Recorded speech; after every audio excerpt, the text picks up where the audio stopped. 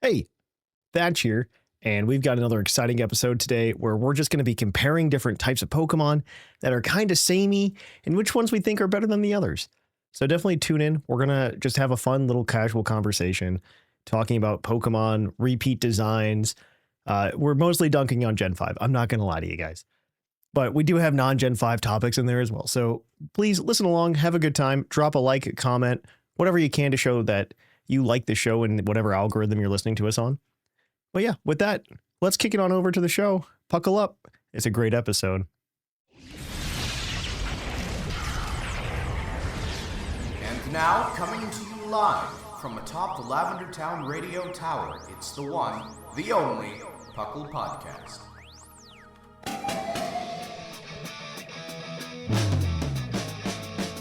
It's Puckle! Puckle! It's Puckle! Puckle! Pokemon Underground Champions League, oh yeah! Puckle! Puckle.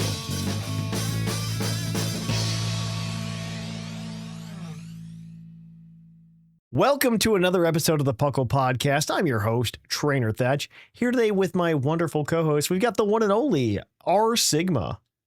Hiya, papaya. And we've got returning Mark. Oh, hi. And here in the Lavender Town Radio Tower, this isn't how the flow goes. But welcome to the Puckle Podcast. Puckle, of course, stands for the Pokemon Underground Champions League, a nonsensical name we came up with in 2007, where we talk everything Pokemon from the trading card game to the video game to everything in between. I don't know. Today's not anything in between. It's whatever we want to talk about. But yeah, I don't have much to talk about in terms of like things I've done. Last week I talked about my my Fire Emblem obsession, but yeah, you got me into it too again. I want to unlock Hector Hard Mode. I've unlocked Hector Hard Mode, so we're good. I've not unlocked Hector Hard Mode yet. I'm close. I did beat it finally, so I feel pretty good. I'm on Cog of Destiny. It's so long, and I let Lynn die last night. Oh, Cog of Destiny is very. If you're playing on Virtual Console, you can rewind. I moved Lynn too early in the turn. I couldn't go back far enough. No. All you do is you go back until it doesn't let you go back on Virtual Console, and then you do it again. Further? You can go back further. Oh, okay. Yeah. I thought it hard. I'm on Switch 1 still, so it might hard limit me. No, it doesn't. It doesn't. I promise. Okay. I promise. But yeah, I have to do it again. But my Fiora is really good, so that's all that matters. Nobody knows what we said. And my Fiora is busted right now. I'm nobody not paying attention. Doing great. Do you know anything about Fire Emblem, Mark? I don't. I know it exists, and I know that you're playing it. So there we go. Good enough. No, all I've done Pokemon-wise this week is I am just like, man, Pokemon Champions is coming out soon. I should get back in the saddle for competitive Pokemon. And so I have been playing random battles on Showdown. I've not been doing particularly well. I've hit like I've hit like 1300, I think, on the ladder. So, which isn't like terrible, but like I would love to hit like 1600. I don't know. Like I feel like an athlete who like ran a marathon like 10 years ago and isn't in shape anymore, but is disappointed they can't run the marathon anymore. Because I remember I'm like, man, I remember when I used to hit like 1800, 1600 on the ladder. That was a good time, No, yeah, like it wasn't too bad when I did that. And now if I were to like jump on VGC, I would just get like wrecked. I guarantee it. I know when I like play on stream, but it's still like the before Master Ball. There's just like moments where I can see like 3 or 4 moves ahead, and I feel really good when that happens because I'm just like, yeah, that's like a shadow of my former self, I can feel it. It's still there. It's like riding a bike. I gotta ride it a few more times. Right. You gotta fall, you gotta crash into some stuff. You'll get there. It's fine. Yeah, exactly. And so I want to get back into it because especially with Champions coming out, I really want to be able to like jump on it. And I know we're going to be doing the Nuzlocke for the streams on Twitch. And I was going to do that this week. However, there was so much snow. Like, oh my God. Oh, yeah. It was very cold. I got snowed in. Very cold. I got like, I kid you not, I got like I think the official tally was like 15 or 16 inches, but I'm pretty sure wow. in like spots in my yard, I definitely got like 2 feet. And even when like the plow came to finally like plow the street, a day and a half after it snowed, so I could finally like get to a grocery store. It was actually like, they never got my mailbox. Oh. They passed my mailbox, and so I had to go dig my mailbox out. So that sucked. So that's what I did instead of stream this week. This is why I live in the Pacific Northwest, where it rarely snows. Yeah. Oh, to be fair, this was a record amount. This was the most snow ever in a single day in recorded history. Yeah, this was a very special snowstorm. Yeah. This was the most snow ever in recorded history. Like everybody talks about the blizzard of 78 in the Midwest, right? There's the blizzard of 78, and we beat the blizzard of 78 in the Midwest. I assume most of our listeners probably weren't alive for that, but yeah. No, but that's like the thing. If you ever watch, like, okay, maybe nobody watch from coworkers, yes. Yeah, but maybe nobody watches the local news anymore. But the blizzard of 78 is like a legendary snowstorm that took place in the Midwest. Okay, I feel like most of the newscasters probably were born after this blizzard too. Yeah, but they talked about it. They talked about it. They talked about it on my local news. They talked about the blizzard of 78. Is that an Ohio thing? I don't remember anyone talking about that. It's a Chicago, Indiana, Ohio thing. Michigan, I assume. So maybe. Well, I grew up in Central Illinois, so I feel like that must have been impacted, but I don't remember anyone ever talking about that. I've had coworkers mention it before. My parents told me so many stories about the blizzard of 78. Oh my gosh. So my this is some deep Thatch lore that the show is about to get right now. My grandparents owned the local burger dairy in the small town in Indiana where they lived. And they lived maybe about 5 miles outside of town. And my dad was about 17, 18 when the blizzard happened.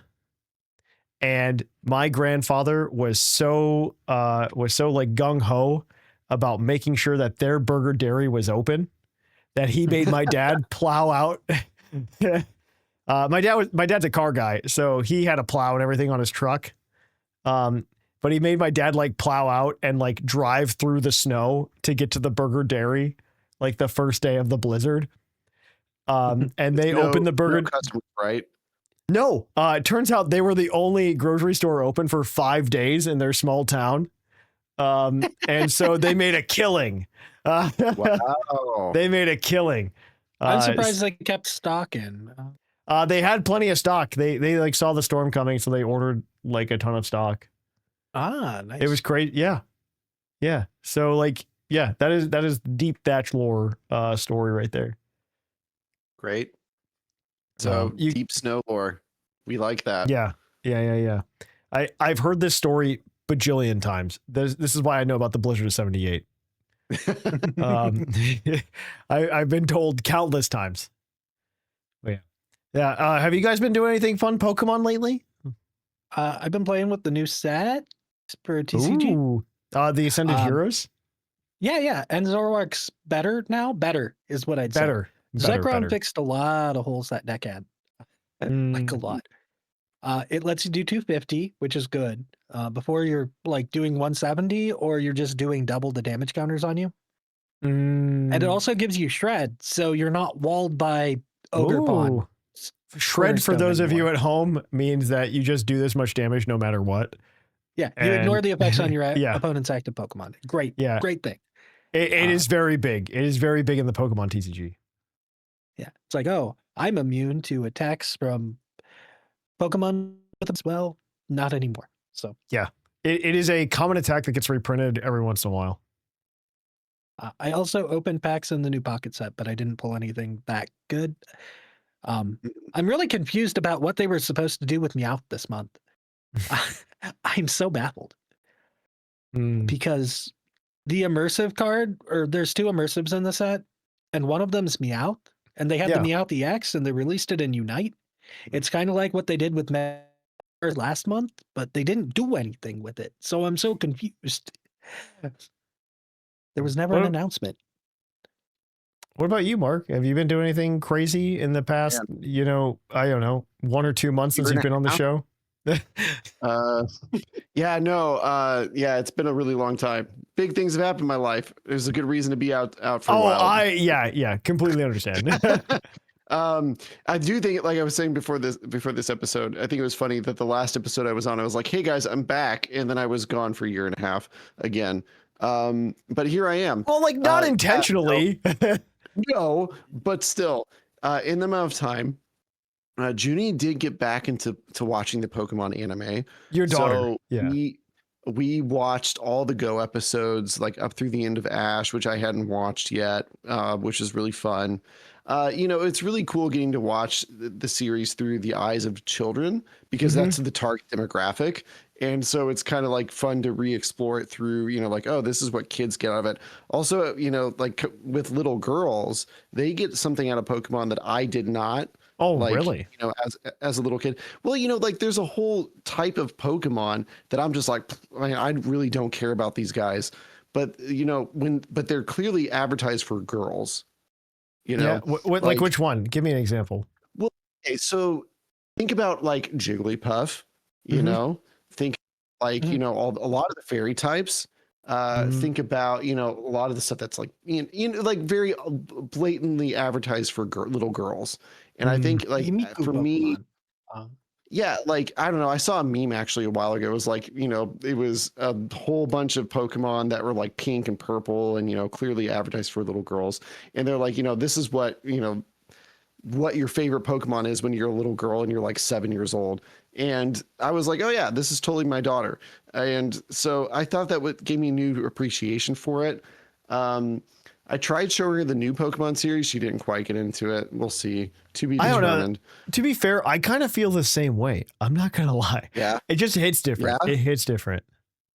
I watched it with her and I was like, yeah, I think for her, she was like, where's Ash? What's Ash doing? What's wrong with this? Like, that's also what Thatch does.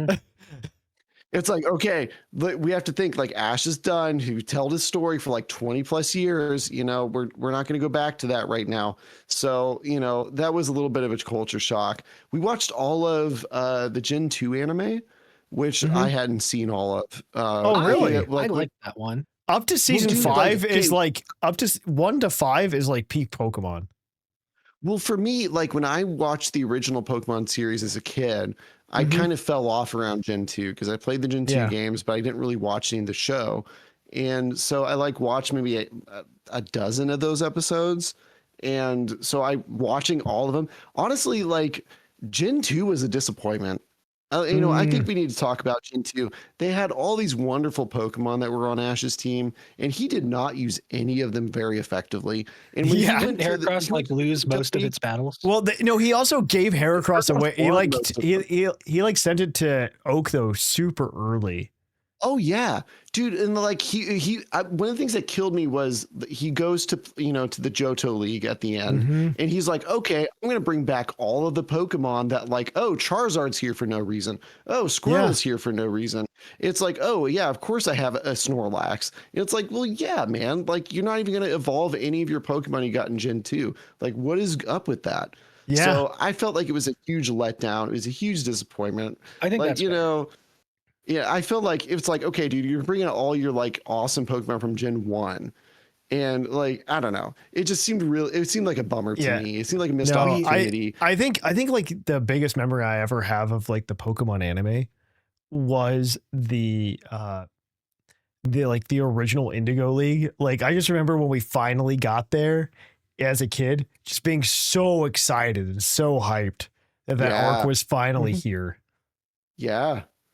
I still think that the Ash and Gary fight from Gen 2 was pretty good. Oh, it was. That's the one that ended with them sharing the broken Pokeball, right? Yeah, the Gen 2. If you view Gen 2 as just like Gen 1 Part 2, as opposed to like its own generation, I think everything makes more sense. Which is the original concept for Gen 2. Right. And the problem is like we're very skewed as Pokemon fans because like we're on Gen 9 now and soon to be Gen 10 probably at the end of the month. But it's like No, we are. And so like we're just so skewed. We're like, this is the Gen 1 anime, this is the Gen 2 anime. Going back to your point though about like your daughter not getting into the new Pokemon Horizons anime though, I really want into that so bad. I just wish in Yu-Gi-Oh! GX, I promise this will make sense. In Yu-Gi-Oh! GX, the first episode of Yu-Gi-Oh! GX, the new main character who's not Yugi, is Jaden, and he like runs and he like bumps into a guy on his way to his first day thing that he's got to do in the anime. And the guy he bumps into is just Yugi. And Yugi just hands him like a random card. It's not even a card that Yugi ever used. It was mostly it was a card that he kind of related to him enough. It was Karibo. It was the Wing Karibo instead of Karibo. It was like it was a Yugi derived card. That is the only like hint you get of Yugi in the entire anime. But that was enough for me to be like, man, that's a passing of a torch right there. Yeah. And I really wish the Pokemon anime would have just done something like they have been very good about in Pokemon Horizons about not having any character that Ash has ever interact with Liko and Roy. Like any character. And I just want something and just somebody to go like, yeah, I once battled this kid like Ash and he was wild. And like, that's all I want. That's all I want. I once battled the world champion. Yeah, something like that. There's no passing of the torch in that. It's just I just want a passing of the torch. Dude, they've been telling Ash's story for like, what was it, like 20 plus years? Yeah, I agree. I agree. I just want I want like a nod or like a passing of the torch, and I think that would really, really help because I'm not when I watch the show, and this is probably just I'm in the minority because a lot of people love the show. I'm in the minority that, man, I just want to know if this is the same Pokemon universe as the one that's been in the anime for 20 years. You know what I mean? Yeah. Like, is it, if they go to Viridian City, is that the same Viridian City? Or is that a different I have to imagine, is Corona going to be the first instance of this, maybe? I'm kind of hoping. We'll see. I want to see. She seems like the most likely candidate, maybe. So maybe, but I don't know. I'm going to cut it. Finish off here. So there's two other things, but for one, on the Pokemon anime, I was very excited in that, like, what was it, that like post pseudo season they had where they like, Ash hooked up with everybody from the original anime. Oh yeah, dude, the last 11 episodes are gold. Yeah, that was fun. The problem I had with that was Ash reunited with his Lapras, who I love. I love the Orange Islands. We're big fans. But like, the problem with that was like, hey, he's reunited with his old Lapras. By the way, the whole episode is not about him being with Lapras. I know. Like, that was the problem with me. I was like, come on, dude. Like, this is like supposed to be a cool moment. Like, I feel like they had like a whole different plot, and they're like, yeah, let's just throw Lapras in here for no reason. Yeah. It's about Wailord, right? And I'm just like, come on. I don't know. That was a disappointment for me. The Pidgeot episode's good though. Yes, that was fun. The other thing was, so I started dating somebody who is a Gen 1er. And so she's all about the Gen 1. And I was like, look, you need to try Heart Gold, Soul Silver, because like you were just talking about, Thatch, Gen 2 is a sequel to Gen 1. It is. And she's like, oh, and it's like, she was like, oh, there's so many Pokemon now. I don't understand it. There's all these types. I was like, look, just play Heart Gold, Soul Silver. We'll talk about it. So she played. What was funny is she downloaded a ROM, and she played through the whole game. She beat it. I had to be there for like all the gym matches, especially with Whitney, because I didn't give her any information about Whitney. I was like, this is one of the most infamous matches you're going to face in Pokemon. I'm not going to give you any information. She actually whooped her. It was amazing. But it turns out Whitney's not that hard, but that's a completely different episode. She is if you're a Cyndaquil player trying to solo with your starter. Yes. But so the sad thing was she got to, because I was like, look, the fun things is at the post game, you're going to go to Kanto again. It's going to be a good time. And she got to Kanto and her game got corrupted. No. Yeah, so she never got to finish it, and I was really sad for her. So, but that was fun getting to see her play through the game and like see her excitement at new Pokemon, like getting to see like I don't know, it was fascinating to me. Like, I love that game. That's like one of my like comfort games, I guess. And just getting to see somebody play with new eyes was really fun. So, anyways, yeah, that's what I've been up to. Oh, all right. And the other thing was today I went to Best Buy on a whim, and it was full of people buying Pokemon cards, and I was kind of shocked. That's normal. That's just regular situation these days. Yeah, it's been that way for like. I mean, well, man, it's just me like flipping over the little sign that says like it's been 0 days since like we've talked about Pokemon scalping. Like Pocket really made it a bigger thing, and like normally if I go into Best Buy, nobody's there, or like there's only a couple people. Well, have you gone the day that they released new Pokemon cards? Yeah, I was like, wow, should I come? The new back? set with the chase everything. Yeah, jeez. Don't worry about it. I'm not worrying about it. That's beyond my control. So with God packs. All right. Well, I'm going to cut us off there. This is one of the longest intros we've had in a while, but Mark was telling us wonderful stories. We had a year and a half of intro. And there's not a lot of news, so we got to talk anyway. But we are going to talk about what news there is. So we're going to kick it on over to that.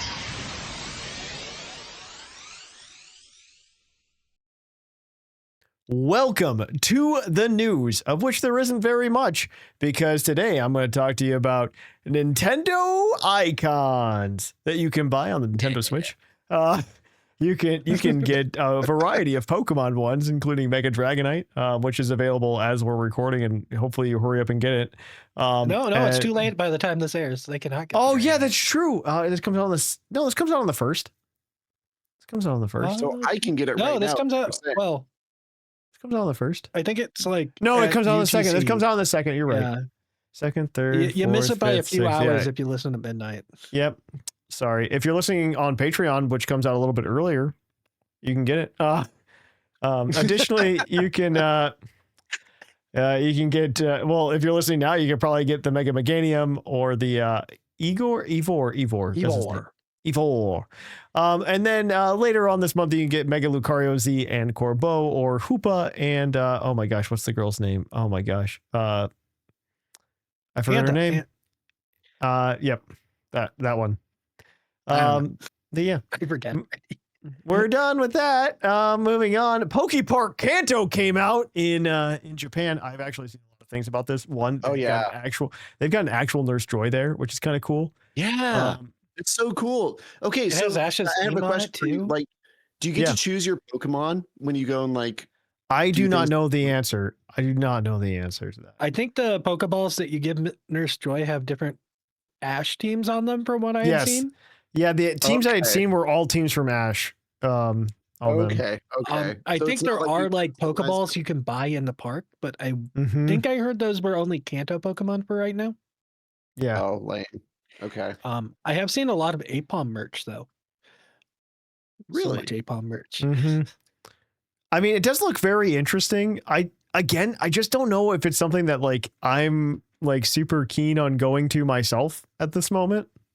I think the Universal announcement kind of killed interest for me. So yeah, it's gonna be fine. Attraction for it, like why would you go besides the novelty of it? No, literally just that's novelty. No. It's literally. I imagine it's just like it's like going if you were to go to Japan. It's just like a Pokemon Center Plus, right? A type of experience. Because Pokemon Centers, like honestly, like the one from my personal experience. And so people who have more experience than myself can confirm or deny or disagree with me. I think like if you go to like the Shibuya Pokemon Center, that is like probably one of the better experiences for Pokemon Centers because you get to see like the Mewtwo in the tube and everything. And this feels kind of similar, except it's also a park and it's outside and it might be a good time. It seems like a cool little place to visit once. Yeah, Universal. I wouldn't go to Japan like for this. Yeah. I wouldn't go to Japan for this, but this might be something I would check out if I were in Japan. Yeah. You know? Okay. Like if I were to go to Japan again, which I probably will, just because Japan, I love going to Japan. It's just such a fun time to like. Of course, you're gonna go to Japan again. I absolutely will probably go to Japan again. Yeah. Your wife will make you go to Japan again. Maybe no. You don't have a choice. Actually, she was talking about going to Japan again with just her dad and not me, and I was a little upset. Oh but, no! Oh no! I was a little upset. I was like, I'm gonna go to Japan at the same time, but do my own thing. It's fine. I got Poke Park to go to. I'm going to Poke Park by myself. I'm gonna ride in the Pikachu ride. You're gonna be jealous. No, that's just like I actually just like I would love to just go to Japan and just like hang out and not have a ton of things to do, you know, and just kind of vibe. That's kind of what I want to do. Like that's some of the best experiences I've had in other international cities before. Is just having days to just kind of vibe and do whatever I want. Yeah. Japan seems like a really cool place to do that, but I think most countries probably are too. It's just that like anime culture is built up over the years. You can do that. You can do that in any country, I think, very successfully. Even I think United all States. countries have that. It's just that if you're an anime watcher, you probably have more of an attachment to Japan than most countries. Yes. I've definitely gotten like, because I travel a lot for work, I have gone to a lot of cities and even in the United States. Very easy to just like vibe in a town that you've never been to before, no matter what country it's in. Now, have I had the same experience in Seoul? Yes. Have I had the same experience in Berlin? Yes. But I've also had the same experience in like San Antonio. You know, Ooh, San Antonio is actually a pretty rocking place. Shout out to Cloud9. Yeah, absolutely. Okay. Actually, if I were to visit any place in Texas, I would visit San Antonio. Okay, good to know. Not just as a heads up. No, DFW. Okay. No, I would visit San Antonio before I visited DFW. Interesting. Absolutely. But yeah, okay, we're gonna move on to other news. I'm gonna skip the thing that's crossed out on our sheet. But that's why it's crossed out. Our next one is gonna be Pokemon Go for you, Mark. Oh man, Pokemon Go. This week's event is Carnival of Flamigo, running from the 3rd through the 8th. You'll never guess what Pokemon is added to the wild. Surprise. There will be a shiny boost for Lotad, Pikipek, and Spritzy at least. So, you know, if you care about any of those, there you go. Saturday will be a catch mastery event for Oricorio. I don't know which Saturday they're referring to in this. February 7th. The upcoming one. Okay. So it's still relevant. And then Mega Malamar and Victory Bell are releasing in the in-person Go Fest in the coming weeks as well. So there we are. Yay. If you like Go, there you go. Go. Yeah. All right, Sigma, take us home with some TCG stuff.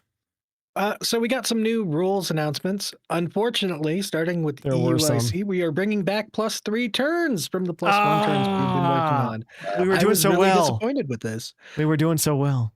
I would have been perfectly okay if they did this after Gardevoir rotated out. It's almost there. The issue is we're almost there. There's some contingency of Gardevoir players that believe that it is the correct way to play Gardevoir, to win game 1 and stall out game 2 so you win. Yep. And like that shouldn't be okay.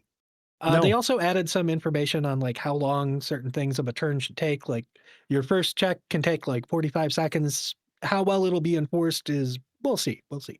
They're not going to enforce it. It's not going to matter.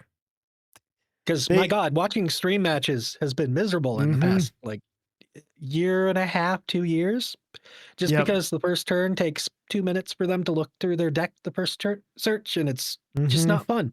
So hopefully they enforce that. And then in other bad news, there were some Ascended Heroes products that got delayed. I heard about this. Legality also got delayed, and everyone was mad because like there were barely any cards, but also Pokepad's a staple for in a lot of decks. So I don't know. So EUIC and Seattle will no longer be using the new cards. Unfortunately. Okay. Womp womp. Okay. Well, To finish off our news segment, a couple of things. First, Badge Bonanza at PuCL on the Discord server, pucldiscord.com, is taking place. And in this month, February, it's a new challenge. It is going to be Pokemon Snap. The Silver Badge is taking a snapshot of Mew, and Gold is getting a picture of all the Pokemon in the game. As somebody who has not really speed run, but just like as a college student, it's a quick one. It's a very quick one. It is. I think it's like 6 hours to do Gold. I think it's 6 hours. If you don't know what you're doing, yes. I think I could probably do it in 2 hours, less than 2 hours. Pokemon Snap is a very quick game if you know what you're doing. But yeah. And then also in everybody's favorite news segment, Wo-Chien's News Corner, news brought to you at a snail's pace. 10 years ago this week, this year is the one that like really hurts me, by the way, Sigma, just so you're aware when you write these up. They were so much better at this 10 years ago. But like, I remember covering this, which is what hurts me the most.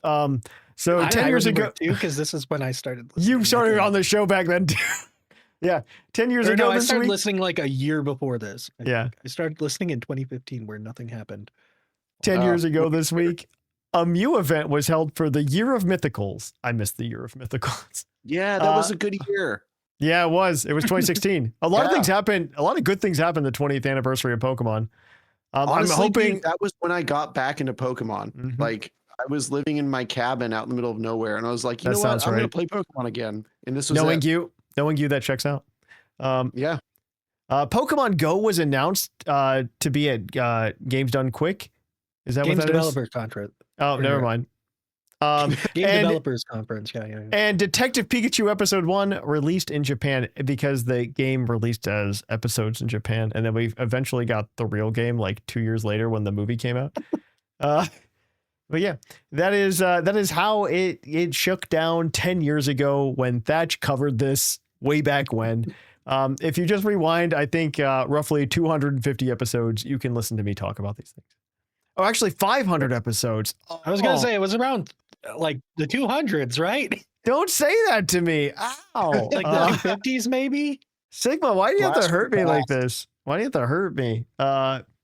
Every day we ever number an episode of PuCL, I remember how much longer I've been doing this than I should have been. And yeah. All right. Well, with that has been our news. So we're going to go ahead, guys, and kick it on over to our topic.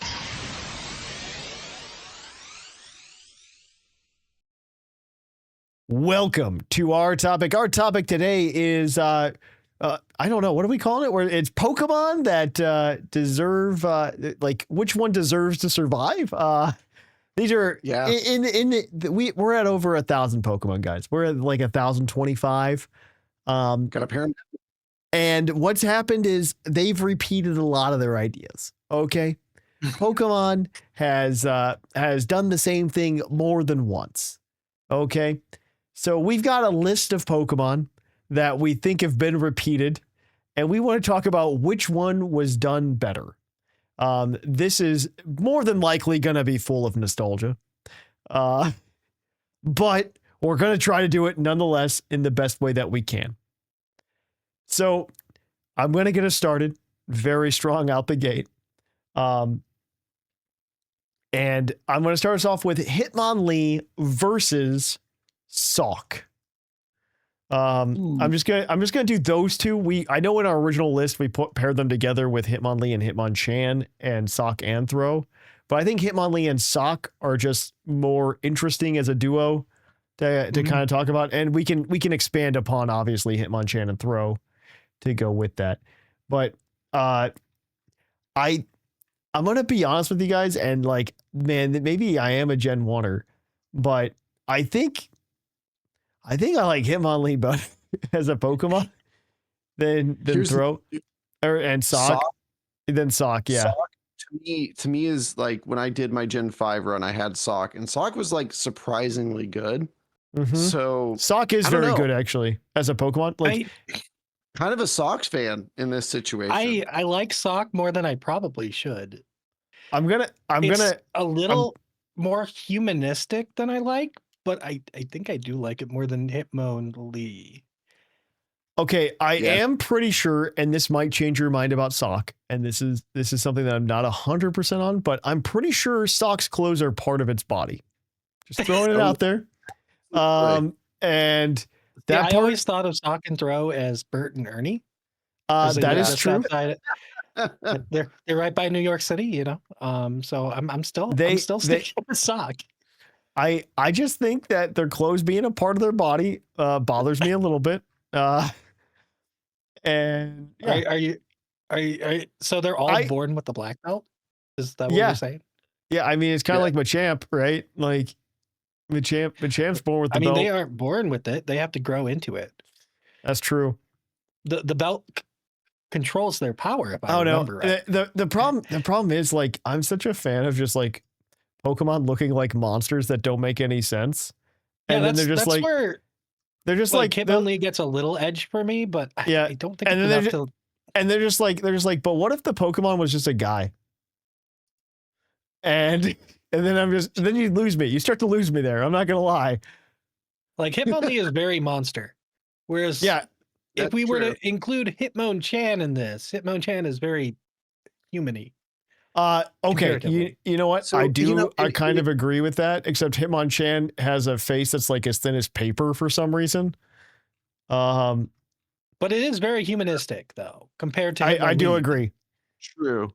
Hitmonlee, like, it reminds me of there's like a Greek monster with like a monster that doesn't have a head and like their faces and their bodies. You know what I'm talking about? Yeah. I can't remember it. Yeah, it kind of reminds me of one of those. So I get the whole like monster aspect of it. They power creep Sock and Throw. Yeah. Hitmonlee, Hitmonchan, base stat total 455. Sock and Throw, base stat total 465. Ooh. They power crept them just a wee bit, not a lot, but I am not a huge Throw fan, though. I'll say that. I agree. Okay, I am bummed that Sock and Throw don't have a pre-evolution. They should. Like they should. I think they should. That's a Gen 10. Belt even. That's coming in Gen 10. White belt Sock and Throw. It's actually it's a purple Pokemon. It's a little purple guy with a white belt. I would actually love that. I think we need to bring back the baby Pokemon. You know? Absolutely. Yeah, TCG's finally found like a good way to use them. Let them have it again. Yes. Absolutely. Okay, so you guys outvoted me. Sock and Throw win. They beat Hitmonchan, Hitmonlee. All right. So who do we have next on our list? Our list is another fighting type duo, Timber versus Machop. Oh my god. Don't know. Yeah. Or let's go Machamp versus Conkeldurr. Let's do Machamp versus Conkeldurr. Machamp 110%. Conkeldurr is just an abomination to look at. I hate it so much. Machamp is fun. Giant concrete slabs, and it's a clown. It is. I don't know why it's a clown, and I don't know why it has the veins concern me on Conkeldurr. Yeah. But also, I like the double, like, you know, 4 arms. You know, that's pretty good. I like that. I like Conkeldurr's beard. It's got that going for it. I don't know why they decided to go with the clown, but they didn't give it like makeup. I guess they thought it would be disrespectful. Are the concrete pillars part of the Pokemon, or did it like pick them up? I feel like it had to have picked it up at some point. Yeah, I feel like they had to grab them, like the wood. You know, and it's really like a Farfetch'd and it's Gleek, right? Probably. I guess so. Yeah.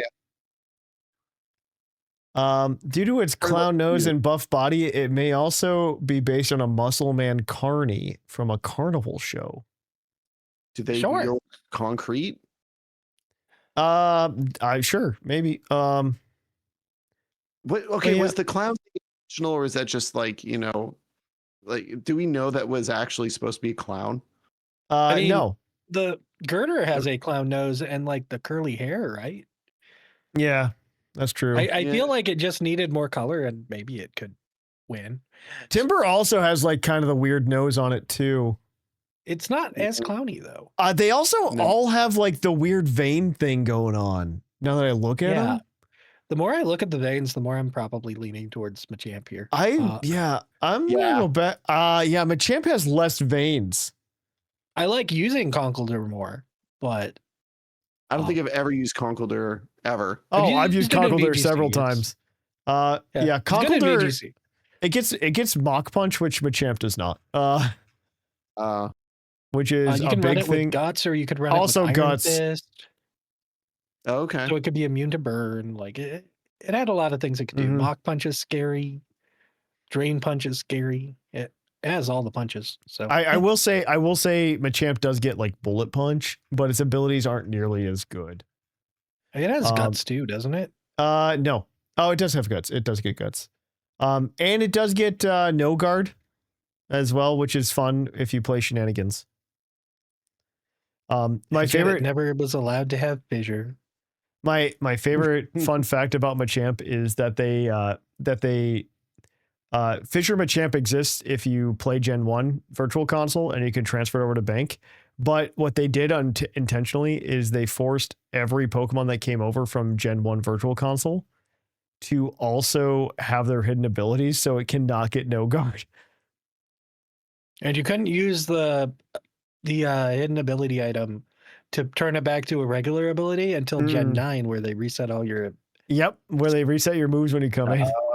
Yeah. Yeah. They found a way against no guard Fissure Machamp. They did a good job. All right. So the next guy we got is we're just gonna be dunking a little bit on Gen 5 by Rogan Rolla versus Geodude. Oh God. Dude, So I want Rock and Rolla, I really do, but I can't. I think Rogan Rolla is a cool. I think Rogan Rolla is cool. I do think Golem like really messes up Geodude. I do agree with that actually. Really? I think Gigalith is cooler than Golem. Like by a lot. So there's a fun theory that there's a super fun theory about the early trait evolutions, Mark. I'm not sure if you've heard this before. There's a really cool theory for the Gen 1 trait evolution. So if you look at Graveler has 4 arms. Yeah. And Machoke has 2, but is kind of bulky.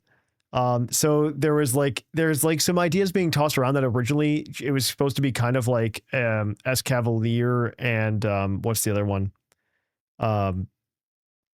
Excelgor. Excelgor. Yeah, Escavalier and Excelgor, where you had to trade certain Pokemon at the same time, because the idea was Graveler would give the extra set of arms to Machoke, who got 4 arms for Machamp, and then Graveler would get bulky like Machoke and become Golem. Okay. So there was that kind of idea. Yeah. But I don't know how much I buy into that, just because even like Alakazam and Gengar don't really get that kind of vibe either. But yeah, it's not like Haunter's carrying around spoons or something. Like if we're talking about a Alolan Golem, I think a Alolan Golem's cool. But regular Golem, I think, is just a rock with arms. See, I don't really care for a Alolan Golem either. So I don't know. Like I said, Gigalith is really cool. Geodude is cool too. Cool. I really like the eye shape on Rogan Rolla. Like I do think it's like a really cool rock type in that sense. I also do appreciate it being a rock type that's not also a ground type. Just throw that out there. Yeah. Early Pokemon. How many rock types that weren't something else existed? The answer is none. So every rock type you fought was also like just like immune to electric for some reason. Confusing children everywhere. One of my favorite things actually out of Rogan Rolla is redeemed by the Pokemon anime in Gen 5, where it just like learns Flash Cannon. It's just a really cool animation and it's a good time. Talk about an anime though, where like Ash just doesn't finish anything. He has so many Pokemon that are like middle stage in that gen, other than like Leavanny and Crocodile. Granted, Crocodile is the best one he could have gotten, but Crocodile just rules. So yeah, Crocodile is cool. Like there's no comparison there. Just saying. Just saying. Yeah, Crocodile is one of my favorite Pokemon of all time. So. Oh yeah, 10 out of 10. But yeah, I think I would choose Rogan Rolla over Geodude. I'm not gonna lie. Yeah. I think I'm on rock and roll because Yeah. like Grappler is not that exciting to me in Golem. Man, that's not how I would. Man, I didn't think that's how this was going to go at all. I'm going to be honest with you. You're like, yeah, we're gonna dunk on Gen 5. We're gonna dunk on Gen 5, and here we are, two for 3 for Gen 5. Not to mention, have you seen the shiny Gigaloo? Yeah, but I don't care. Yeah, it's so good. That's I true. love it. Blue crystals look really nice. And it has Sandstorm now too. Like, oh, so good. All right, so our next one is going to be, I believe, on the list is we've got Drillbur versus Diglett. Drillbur, the battle of the moles. I don't even think, Drillbur's, I feel like easy, right? Like Drillbur 100%. Yeah, no, it's not a competition. This isn't a competition. Like they're both ground types. Outside of the episode of the anime where they're singing Diglett Dig, there's not much. Actually, I don't think that's even an episode. I think that's just like in the second Pokemon movie. No, there was an episode where they were like digging out a I remember. Yeah. garden. Diglett Dig, Trio. Man, that's Diglett Dig, Trio. God, that's in my head. That's the most redeeming I can say about Diglett. Alolan Diglett. Honestly, I feel like it's super uninspired. I don't like it. I'm also just mad at the Alolan Diglett. I'm not gonna lie. Oh yeah, let's give them hair and make them steel type for reasons. I'm mad. I relate Trio to don't that. even get me on Wiglet. Don't even get me on Wiglet. Okay, there's so many. Wiglet, I am so mad about on so many levels. I like Wiglet. It's like layers. It's like onion layers of how upset I am about Wiglet. I think Wiglet was great, but Trio was we could have fixed some things about Doug Trio. Like its stats, maybe. So okay, my problem with Wiglet is that one, they're just like, hey, we need another Diglett. That last one was such a banger. And it's just like I don't know who you're talking to, guys. That's not true. And then Wiglet comes out. I'm like, okay, the internet loves Wiglet. I'm like, you know what would be the most uninspired thing they could possibly do with Wiglet is they can make it evolve into a Wug Trio. That would be the most uninspired thing they could do. And then they did it. And then that was probably on an episode leading up to it. If anyone wants to go back and check. I was so upset about that. I don't know. Wug Trio is very disappointing. I mean, it's not my favorite Pokemon by any means, but like I think like the whole like parallel evolution thing they were going for, I think that's totally fine. I think the concept was great. I think Wug Trio was awful. I also think that convergent evolutions, like they were pushing in the game entirely. Now I disagree with Toad's Cool and Toad's Cruel because they're really cool. They are really, but somewhere Sinistcha. But I don't know. I'm alone. Sinistcha and what is the other one? Poltegeist. I think are a different thing because Poltergeist. They did something different where they like flipped them, which I think is very interesting and very cool. No, they had a lot of fun with those ones. I don't like Wiglet, and to a lesser extent, I don't like Toad's Cool, only because I think this is them kind of copping out on regional evolutions. As a way to not, because like this is a problem with Pokemon in general now, because they're doing so many regional evolutions, it kind of creates a little bit of bloat. So like if Meowth is in a Pokemon game, they promise that forever and always every Meowth would be in that Pokemon game, outside of maybe like something like a Pokemon Legends game. Even though they did it in this one. And that means that anytime there's a Meowth in a game, they need Meowth, Alolan Galarian Meowth. They also need Alolan Persian, and then they also need a whole different Pokemon, Berserker, if Meowth is in a Pokemon game. I think they realized this during Galar, right? Where they had to figure out ways to get you your regular Yamask and Galar. It's like, yes and no. The gym trades it to you. Yes and no. They've kind of figured it out, but I think they've. They give you like a different Meowth as well, and in Paldea, but I think that they just don't want to have that burden on them anymore. So they don't want to, like when they put Diglett in the game, they didn't want to put Diglett, Alolan Diglett, and whatever they were going to do in Paldea, which is Wiglet. This could very easily be Paldean Diglett, right? Like, Oh, sure. I see what you're saying. and, They didn't want to have to like bring. yeah, Diglett exactly. features. And I'm just kind of upset because it feels like after they hit such a banger with regional evolutions that they're just kind of like doing a slight cop out. And this is just like a minor problem. This probably is just mostly a Thatch problem. I mean, to be fair, they also went back to having just regular evolutions again. Which I'm perfectly fine with. I think things like Obstagoon are the most annoying thing in the entire world. No, like genuinely. Mr. Rhyme, yeah. Cursula, Mr. Rhyme, and Obstagoon are all horrible. Surfetched. Surfetch is a banger Pokemon, and I'm mad that only Galarian and Farfetch can evolve into it. Mm-hmm. I'm glad those are done. I'm glad this is done. Yeah. I'm glad that we can throw that out the window. But yeah. Okay. Let's move on to the next one. Sorry, this is not the topic of the episode. It's Thatch's frustration with the Pokemon franchise. But that's the topic of every episode. I love Pokemon. I want to play competitive Pokemon. I want to do it again. I'm coming back, guys. This next one is Poliwag versus Tympole. We're just like really on this Gen 5 game. Oh my god. Poliwag 100%. So I can't let Tympole win this one because Poliwhirl is one of the most perfect Pokemon. Right? Dude, Poliwhirl is such a good Pokemon, but like and Poliwag honestly is a good Pokemon. I'm not gonna lie. Like, you don't get early Poliwhirl is perfect. You don't get early Poliwag in a lot of games, it turns out, except for like I think Crystal version. Isn't it usually locked to when you can get the good rod, essentially? Something like that. Let's look it up. So in Crystal, you can get it very early because it's just wild on like the first route on Route 22. Okay. And so you can just catch it there, which is great. So you can like have one in your party. But in generation, I'm trying to see because like, yeah, it's usually like good rod it's locked to or something like that. I think maybe you might be able to get one in like Heart Gold Soul Silver. I don't really remember. You might be able to get one in Galar with the DLC early. Yeah, but you have to do the DLC. That's the DLC, so your first playthrough wouldn't have one. It's just a bummer because I really think Poliwag is such a cool Pokemon. But yeah, Tympole on the other hand is just like kind of weak. I don't know. It's like running so many water like ground types that I would prefer over that line.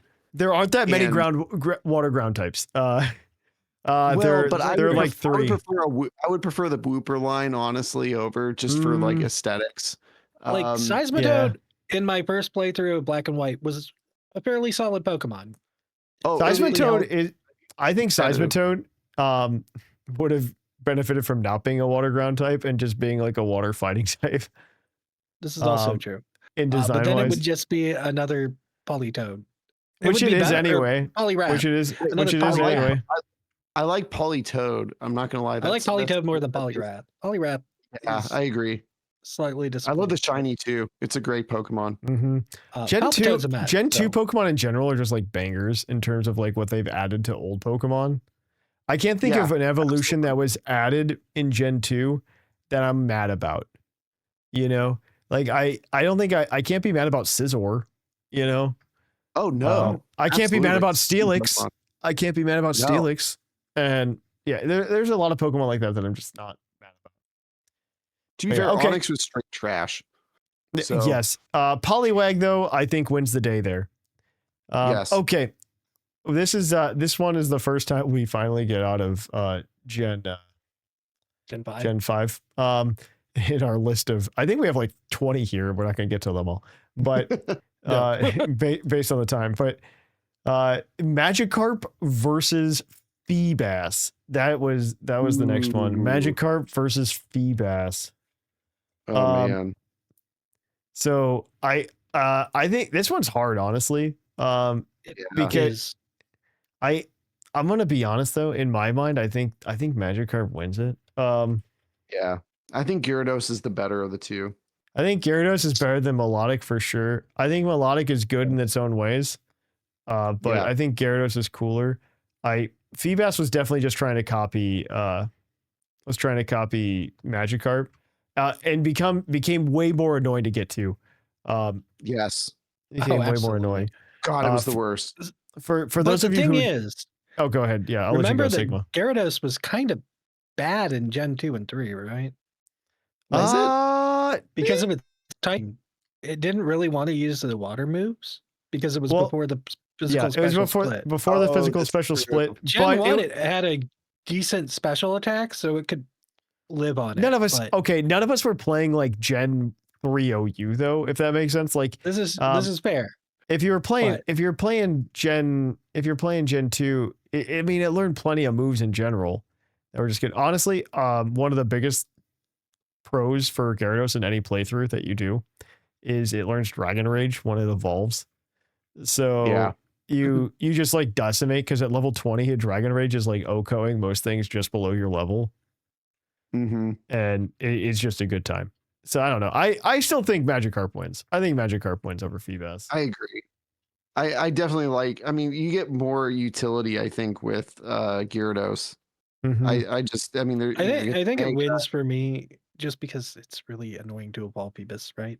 Like That's true. That's It's better now. really It's better now, right? Because it's just a trait evolution. But yeah. somehow it's the only trait evolution in ZA after the DLC. yes, that makes sense. Yeah. Everything else is in the wild except my Milotic, I believe, Weird. because of the Weird. portals. I don't know why. But All right, we have this next one, which again we got away from Gen 5. Good on us, guys. We'll give a little golf clap. Goldeen versus Arrokuda. Oh my god. I don't even know Goldeen. how to answer this one. Goldeen. I don't know. All I know is I'm mad at any game sometimes I've gotten better at this, mostly because like I've been practicing for stream. But like I do the pkmnquiz.com thing. Yeah. And I'm pretty good at Gen 1 being able to get everything in Pokedex order, like pretty close, but I usually will forget like one or two. Like it's usually a 2-stage line because there's a lot of 2-stage lines in Gen 1. And one of them I always like I forget more than often than not is Goldeen and Seeking. Because like there's even when you're going through Gen 1, there are so many single stage water or dual stage water types. Like so many. And they're just like, wow, these are two that are very unexciting. Are Goldeen and Seeking. The amount that I never cared about Seeking as a child was even though I completed the Pokedex in Gen 1, before Gen 2 came out, I didn't know that Waterfall was a move in Generation 1. Same. Yeah. Wait, it was? Mark is learning for the first time in 30 years. Yeah.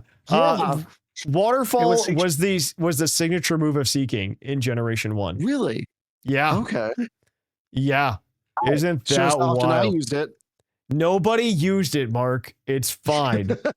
Nobody used it. Yeah, I learned Waterfall at level 39.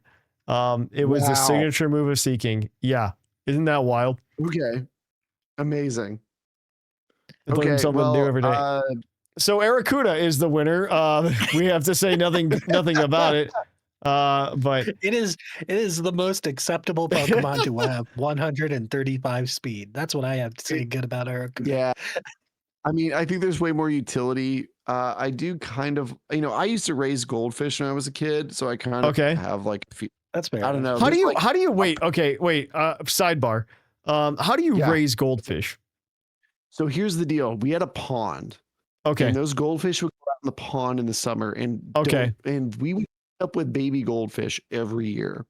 Okay. So we would end up like having generations of goldfish, and they would like different types of like crossbreed with each other. We get really funky looking ones. And so like to me, the Goldeen line is kind of, it's a reminder of when I was a kid and had goldfish. I don't know. It's a little nostalgic. I get it. I think Arrokuda is better. Oh, totally. I mean, like the Goldeen line is just like, it's a goldfish with a horn. Like, what is that? You know what? I shouldn't hate on it because like Arrokuda is just a fish. At least Goldeen's got the horn. At least Goldeen's got the horn. Like I'm a big proponent, and I mean I think this is just like a sign of the times, is that Pokemon should be monsters. And I think that means there should be something a little off about them that makes them a little bit magical and a little bit different. And I think that's something that Pokemon is like, kind of lost over the years. I don't know. Like, I wouldn't say every design, but I would say there's a lot of designs where it's just like, yeah, that's just a dog, right?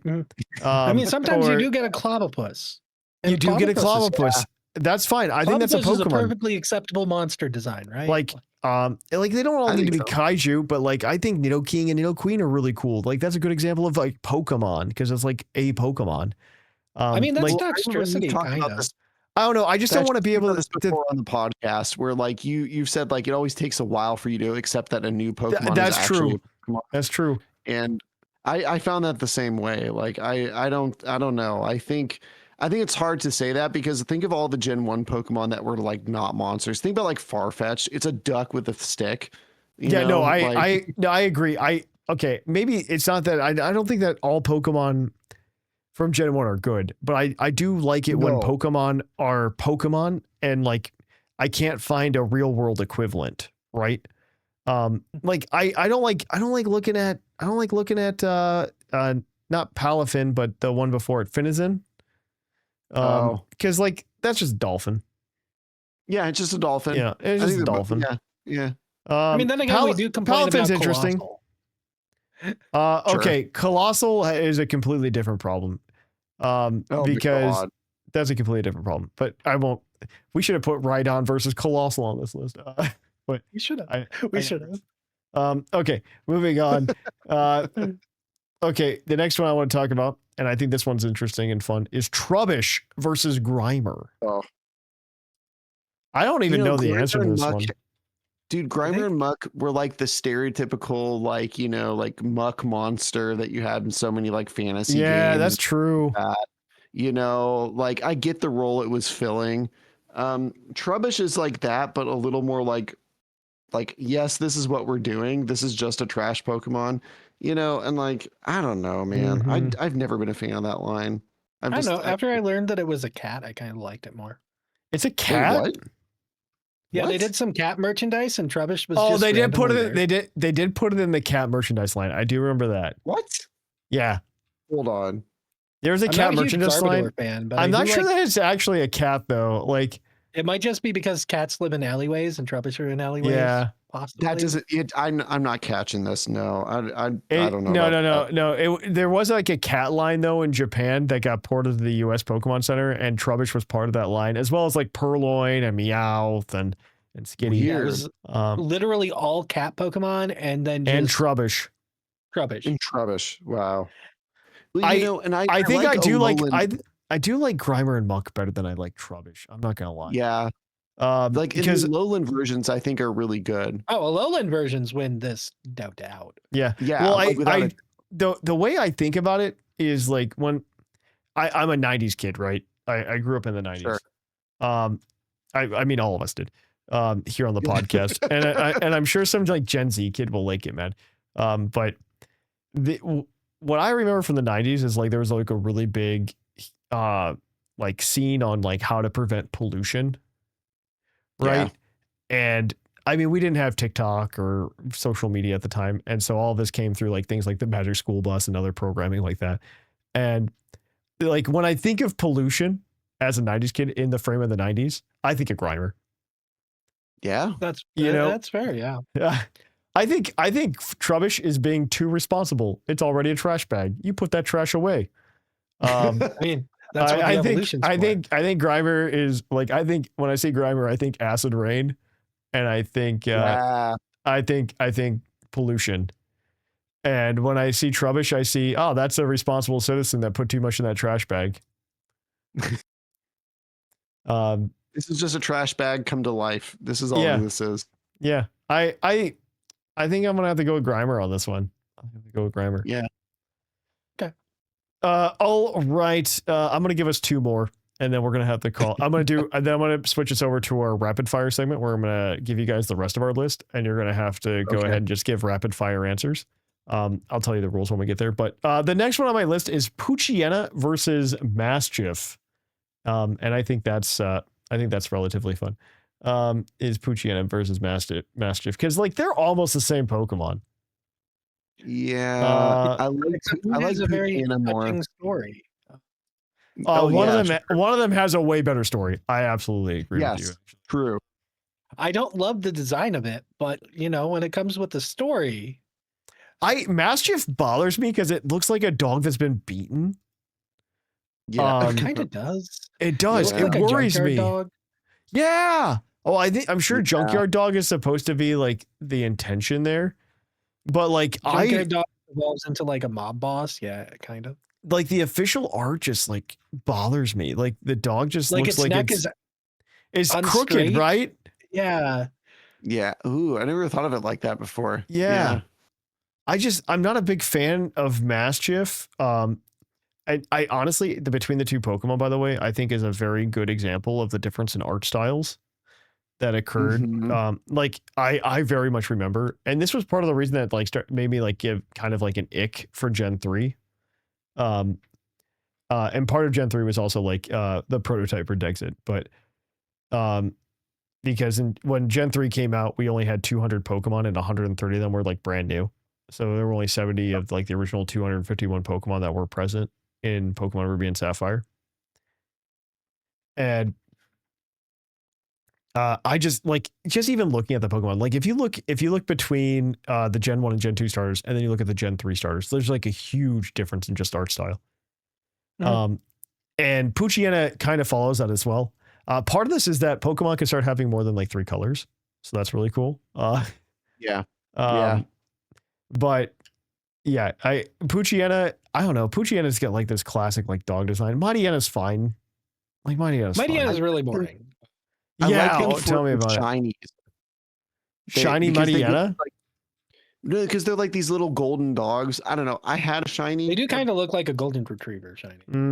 What is shiny like Mabostiff looks like? It's like gray. No, I didn't know. Mabostiff, I actually really like Mabostiff. I'm not gonna lie. I think Mabostiff, I think Poochyena is the better of the other two, and then Mabostiff is the better of Mastiff and Mabostiff. I guess. I don't know. Like I'm not a huge Midiena fan. For me is like. No, it's fine. Yeah, Shiny's fine. I think we're all on the same page there. That like Poochyena wins the baby form, but Mabostiff is like the adult form, right? Or the evolved form winner. It's more interesting. I would agree with that. I would agree with that. If I were to fight between Mastiff and Poochyena, I think I would choose Poochyena. Yeah, like if it's just those two, it's Poochyena. Yeah, it's Poochyena. All right, the last one before we hit the rapid fire segment, and this is one I have feelings about, is Yamper versus Electrike. I have so many feelings. I have so many feelings. Okay, tell us your feelings. This is therapy. Yeah, this is Pokemon therapy. Tell us. This is therapy. Okay, so Electrike is a doggish Pokemon. That is an electric type. And then you've got Yamper, which is a doggish Pokemon, who is an electric type. And I don't think my problems with the Pokemon themselves. My biggest problem with Electrike and Yamper, it has 2 Pokemon that exist. Is that and this is just like feelings of butthurtness. That I have mostly gotten over. But like until you talk about Yamper. Okay, the two of these guys really upset me, okay? I have no problems with Yamper as a Pokemon. I think Yamper is a cute Pokemon, and I think Bolton's fine. I don't think Bolton's fine, but that's beside the point. But I like it. My problem is when in Generation 8, when they came out, Dexit happened, and we were told, oh man, we're getting a very reduced Pokedex, and then like a bunch of Pokemon can't come to Pokemon Sword and Shield. And I was butthurt about it. I'm better about it now because I see like the overall strategy for the Pokemon company and like Pokemon Home and how Pokemon games work with Pokemon Home, which is very cool. I'm a big fan. I wish they would have told me that back in 2019. But my problem is then they went on to say like don't worry, the 400 Pokemon we chose are to make sure that we have a curated environment with with Pokemon that makes sense in the world, right? And then they give me Yamper and Electrike in the same game. Yeah. And it's just like these are the same Pokemon. Okay, I'm gonna look at Manectric versus Boltund. Manectric's got a base stat total of 475, with about 105 speed, 105 special attack, and then there's Boltund. I probably spelled Boltund wrong, but Boltund I think is like very similar in terms of base stat spread. I believe it's faster. It probably slightly, but like it's like so similar though. Yeah, it's so similar. And it's also kind of weird because it took forever for us to get the. Is it faster than 135? Boltund's not faster than 135. Oh, not faster than Mega Manectric. No, this is regular Manectric, right? No, Manectric is like 5. Manectric is 105. Manectric is 105. Boltund is 121. Boltund. Okay, so what's its special attack? What's its special attack? It's 90 in both attack stats. 90 in both attack stats. Because it has strong jaw. So right. Before the hidden ability, it was a physical attacker. After the hidden ability, it was a special attacker because it has competitive as its hidden ability. So I Interesting. never really liked Manectric. So I always felt like, Boltund was a good, I don't know. It's not the best design, but I appreciated it. It's kind of got that like, I don't know. It's kind of like a Greyhound. It's fast and, electric. I think the design on the gym floor is really cool. Yeah, I like that. Yeah. I don't know. I do like Yamper a lot. I think that's kind of fun. But I don't know. I get what Thatch is saying. Like, I just don't. I don't know. I think the Yamper line. Two electric dogs. Could you not just make them different animals? Like, just make them different animals. Like, I agree. That's all. To be fair, I will say this based on my previous arguments. I do think Electrike is more Pokemon in terms of that it being a monster than Yamper. Yamper's just a corgi they slapped a lightning bolt on. But that's okay. I think that's okay within the realm of Pokemon. I think we have plenty of animals that are just like, this is an electric version of this one or whatever, You know what? Being that elemental, I think also is okay for Pokemon. I just have problems with Pokemon that are just very much just animal. This is just the animal. I kind of like those for being as absurd as they are in the Pokemon world, but I get what you're saying. That just problems. We're just gonna. It's fine. It's fine. I'm inconsistent in my thoughts. It's fine. I'm a Mega Manectric defender, so yeah. I get it. I have 1, 2, 3, 4, 5, 6, 7, 8, 9, 10 of these guys left. What we're gonna do now is we're gonna do a rapid fire. This is like, you guys, I'm going to give you guys the choice. You choose which one. No explanation, nothing. You both have a coin that you can cash in at any point if you would like to talk longer and go on a soapbox. Ooh, that sounds fair. Okay. Yeah. So you just get one. You get one soapbox moment out of the 10. Just as a heads up. Great. You get a soapbox moment. You do have to let me know when you cash it in. But other than that, this is our rapid fire segment of the topic. So here we go. Our first one is a Bouffalant versus Tauros. Oops. Yeah, Tauros is the obvious answer. All right. This next one is a three-part, but one of them doesn't really matter. Infernape versus Blaziken versus Emboar. All the firefighting type starters. Blaziken. Infernape. Ooh, okay. This next one is okay, this is a four-parter. Morlul versus Amoonguss versus Paris versus Shroomish. All the mushrooms. Paris. Ooh, interesting take. I'll take it though. Those are both correct answers. Next one, three-parter. Butterfree versus Vivillon versus Beautifly. Vivillon. Yeah, I'd agree. Okay. Yeah. Okay. This next one is Muna versus Drowsy. Oh, Drowsy. Muna. Mark's correct. All right. There was a right answer to that question. Rolls into Hypno. Okay, next one. Ooh, that's good. Apparently, we had another with Goldine. Goldine versus Vinion. Oh my god. Yeah, could anything be worse than Goldine? We might have found it. I think I'm Goldine here. I don't know. I need an answer, Mark. Sure. Okay, done. All right, this next one. There's 4 left, by the way. You both still have your little tokens if you want to go on a tirade. Seal versus Celio. Seal. Wait, no, Seal. actually Celio. Or Spiel. Yeah, but the whole line. You get the deal. What about you, Sigma? What'd you say? I'm going Seal. Okay, You're going okay, Seal. okay. Okay. I gotta protect the big walrus. Okay. Yeah. Next one. Heracross versus Pinsir. Oh, you know this answer. It's Heracross. It's Heracross. Sorry, excuse me. No, I gotta fix fix it. I gotta edit now, Mark. Oh my god, you gotta bleep me out. It is 100% Heracross. This is my token. Okay, not even close. One of the best bugs in the world.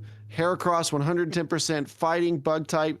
Excellent mega evolution. Just amazing stats. Great Pokemon. 10 out of 10. The only bad thing I can say about Heracross is in Gen 2, it is not nearly as fun to play with because it learns no fighting type moves. I agree. It is a disappointment. Correct. I learned that with my girlfriend playing through Gen 2, and it was like, oh, gotta get the Heracross. Oh, actually, it sucks. Actually, it's terrible. Don't do that. I think it had Mega Horn at least. Turns out Brick Break didn't come out until Gen 4. So I think it was Gen. Oh yeah, it was Gen 3. It was Gen 3. It was Gen 3. It was Gen 3. Yeah.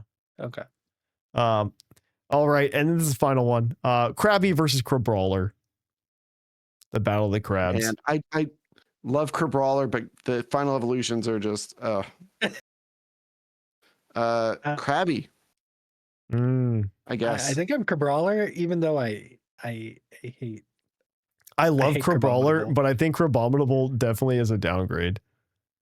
Oh, it's also G-Max Kingler is really cool too. Yeah. Yes. Yeah. All right. That is it for the rapid fire. We're done.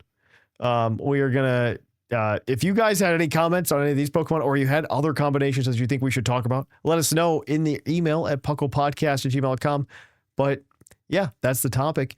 We're gonna go ahead now, guys, and we are going to go ahead and kick it on over to our PokeQuiz.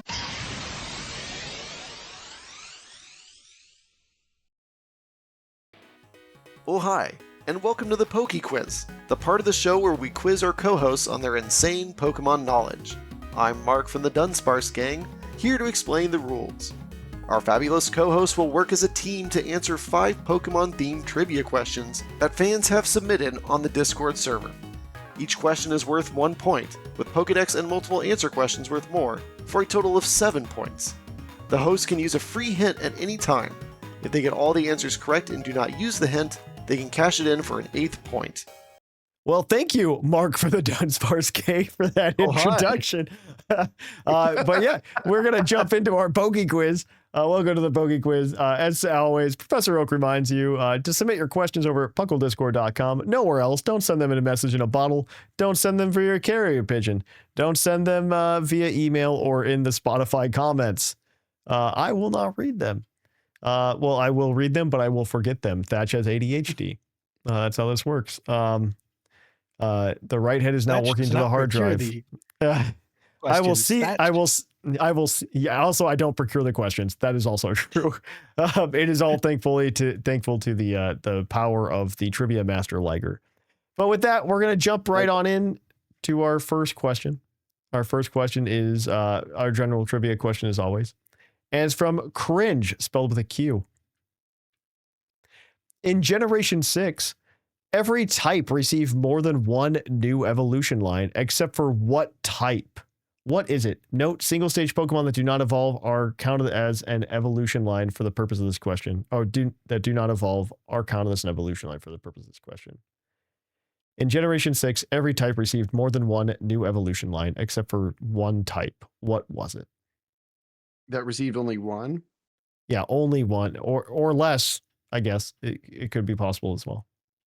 Oh my god. Okay. So it's not grass, right? It's not fire. No, it's not fire. Not water. No, not water. Wait. What about ice? Ice has a fossil and bergmite. I was thinking, what's the poison other than Skrelp? Poison other than Skrelp. Gosh. Because there's multiple dragons. There's multiple fairies. Yeah, Inkay is not poison. Multiple ghosts. There's a million grass ghosts. Yeah, there's grass ghosts for some reason. What is the steel type other than Honedge? Okay, yeah. Single types count. Single types count in this case, yes. Okay, so Klefki counts as a steel type. Okay. Yeah, I don't know. What other steel types were there? We have two, so we're good. Like, it's Honedge and Klefki, right? So we're good. Oh, yeah, and Blade. Yeah. Dark types, I assume Pangoro would count alongside Malamar, but it's only technically that counts. Pokemon. That counts. Okay. So, are there other poison types? I'm drawing a blank, honestly. Usually it's a bug, but it wasn't the bug there. Right. Are there other bugs?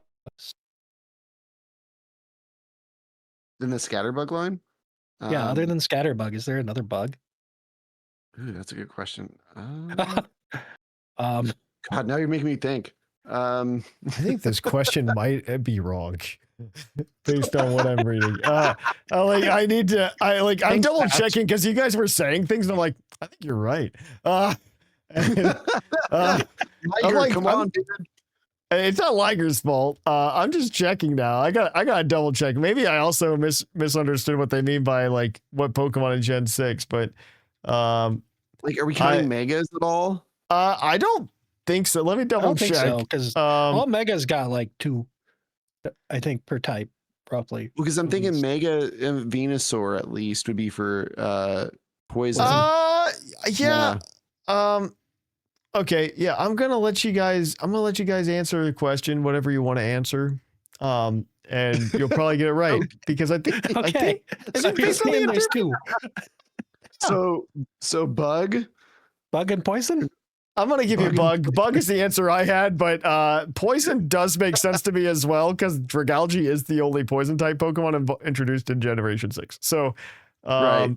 Yeah. Because you guys were saying that, I'm like, I think that's right, but the answer I've written down is bug. But bug is also right. So yeah. All right. Well, there's your answer. Moving on. You guys got the point. That's all that matters. Good. And the second question is a general trivia question, as always, from that Steve kid. Which ability is the most commonly shared ability among fossil Pokemon? Oh, fossil. Interesting. Okay. Mm-hmm. Oh man, I gotta think about this.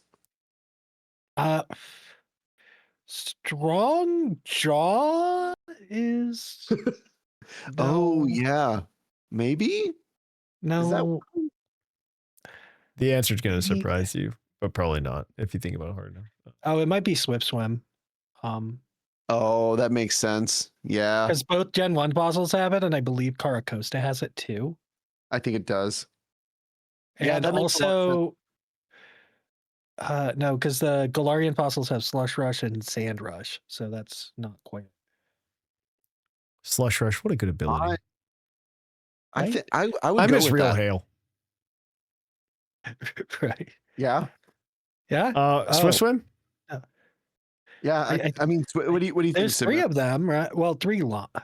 Do the babies have it too, though? I don't know. We can go Swift Swim. I can answer.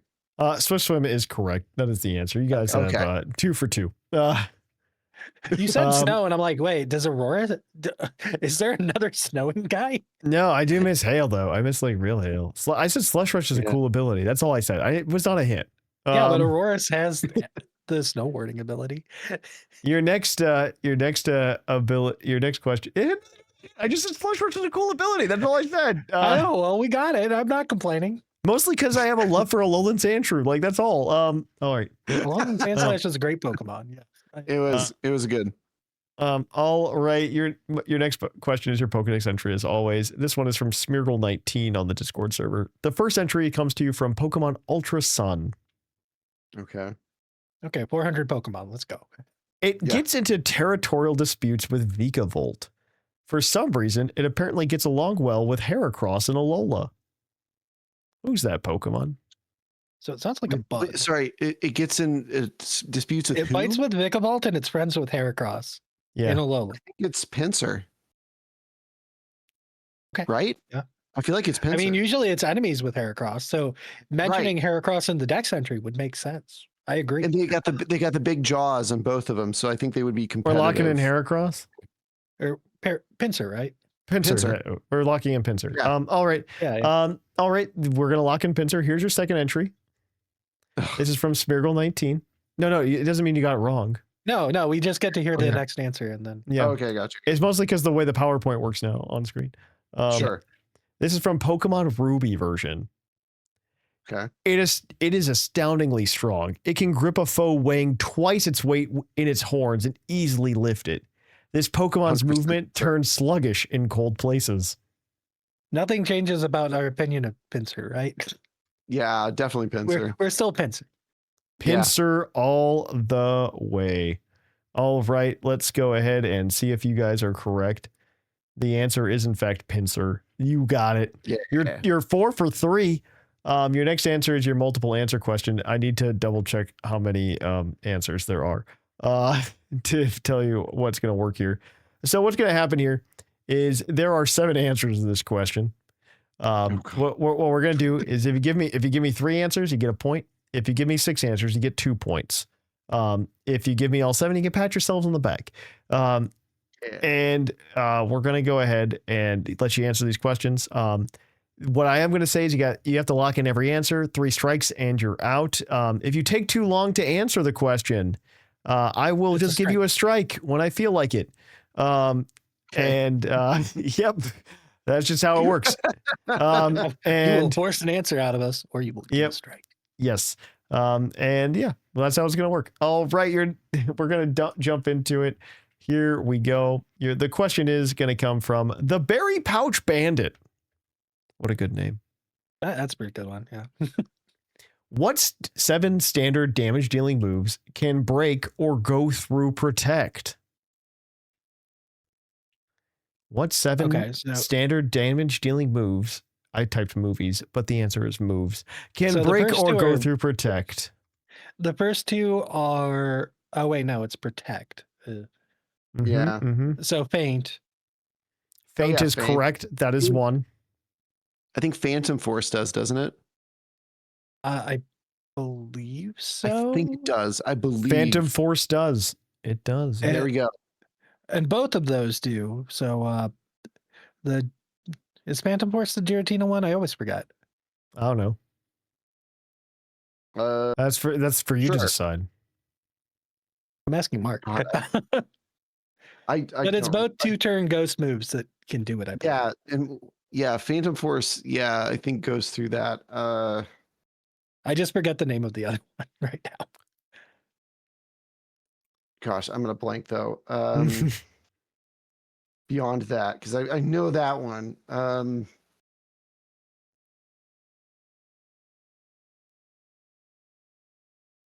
Protect. Gosh. What goes through protect here, guys? I'm gonna need some answers. I think we got to help out. I know. No, I'm trying to think of what the other ghost move that's a 2-turn move is. Because there's Phantom Force and then there's the Is it Giratina. Shadow Force? Shadow Force. Yeah, that's the one. Shadow Force is correct. That is 1 point. You guys got 3. You got Faint, Phantom Force, and Shadow Force. There are 4 more moves for you to answer. I only need 3 of them. Sadly, most of them are Urshifu moves nowadays. That's just Nobody its thinks about ability. what goes That's through its protect ability. anymore. That's its I ability. know. That's why I don't think about what goes through protect. I don't think half whatever these moves Urshifu you've ever. clicks. Oh, I shouldn't say that. But no, I'm drawing blanks here. Yeah, Actually, I'm there. You do have the I don't hint. Your We choice do have though. the hint, give us but we that. do have a point already. Yeah, we do have the So point. Your choice. I might need an answer here in a minute. So I don't remember at this point. I'm drawing so many blanks at the right now. so we're just giving you 3 strikes, and I'm just giving you the Yeah, rest that's here. fine. Okay. Yeah, I don't think. Yeah. The moves you're missing of the 4 that you have left, 2 of them are Hoopa moves, which are Hyperspace Fury, Hyperspace Hole. One of them is a move you'll never use, Mighty Cleave, which comes with Iron Boulder. Oh yeah, that one. I would get Okay. that before I got Hoopa moves. I'll tell you and that. then Hyper Drill, which is a the move which Dunsparce. is the Oh, Dunsparce. the Yeah. Dunsparce. Dunsparce. Okay. Oh. Yep. It's okay. But Nobody you uses guys are Yeah. 5 for 4 now. So for everybody at home, just a reminder: Feint, Hyper Drill, Hyperspace Fury, Hyperspace Hole, Mighty Cleave, Phantom Force, and Shadow Force are the answers. All right, your next question is your base stat question, as always. And this is from Slate Fist Crunch. What Pokemon with the Moxie ability has the highest base attack? Moxie being the ability where if you knock out a Pokemon, you raise your attack by 1 stage. Oh Okay. man. Crocodile. Highest base attack. Highest base attack. Oh, So you man. got things like Crocodile, Scrappy, Crocodile has the Gyarados. attack. Crocodile has the ability, that's for sure. Yeah, so does. I mean that's Gyarados' best stat too. I think that's around 130. Heracross gets that. Heracross does get it, and Heracross has a high attack stat. Yes, it does. Do we want to use the hint? Dude, megas, or just I don't know if there are any megas that have it. Does it get? Does Heracross's mega not get it? I can't It remember. has Skill Link instead, which is why it got an entirely new move pool in Gen 6, where it got all the like multi-hit moves so it could use Skill Link. It was very fun. Okay. I'm okay with using the hint here. Yeah, I think so. This Pokemon is part flying type. Is it Gyarados?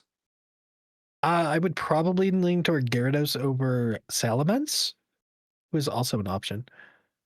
Oh, Salamence. Oh, yeah.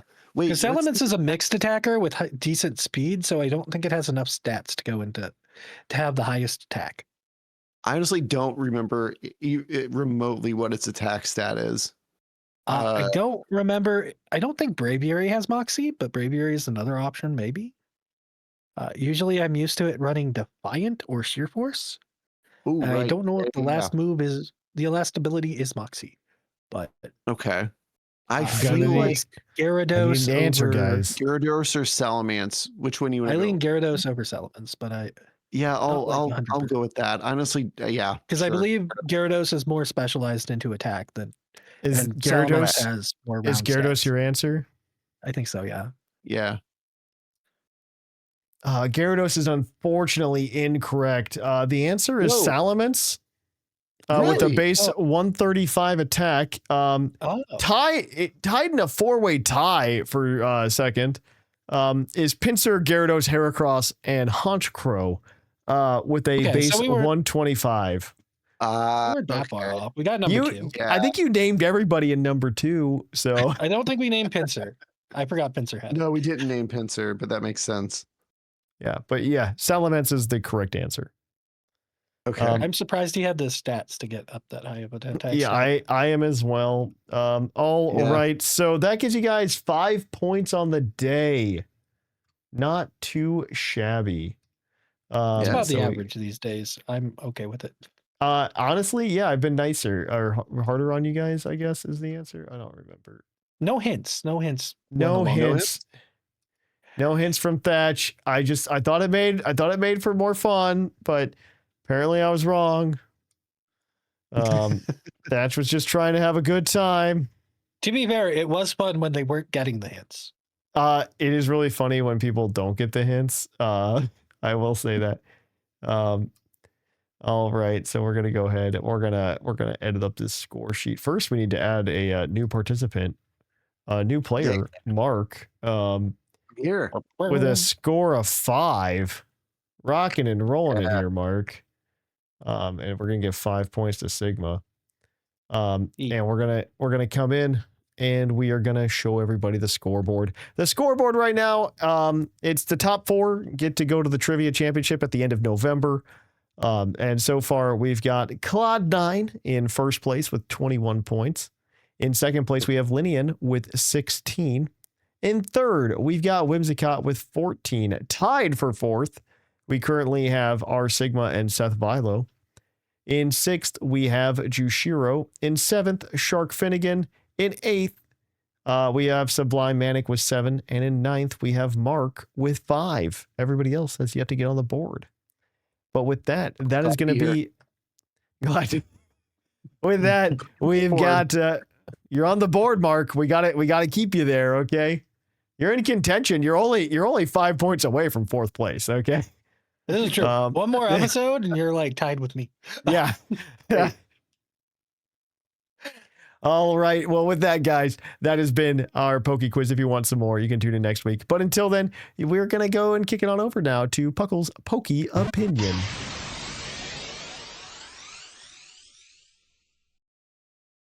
Welcome to our Poke Opinion. Our Poke Opinion this week is going to come to us from Egotistical Elekid on our Discord server. And his question is, which Pokemon would be the worst Uber driver? Which Pokemon would make for the worst Uber driver? I could think of a few. Like, I don't know that I would want Muck. I mean, any like smelly Pokemon, Garbodor, like, I don't know, like, have you ever been in those situations where you're in a car and somebody's just got like really bad BO when you're like in a ride share and you're just like, I can't be here anymore. Like any of those, I'm out. On a similar note, Berserker, probably the same way. I don't know. Honestly, okay, any Pokemon I could get the vibe from that they would just like tell me a story about how angry they are right now. So like Primeape, not doing it. Because road rage. Yeah, no, well, like, okay, like I have been in Ubers or like Lyfts before where like the driver is trying to tell me their life story and they're just like really angry.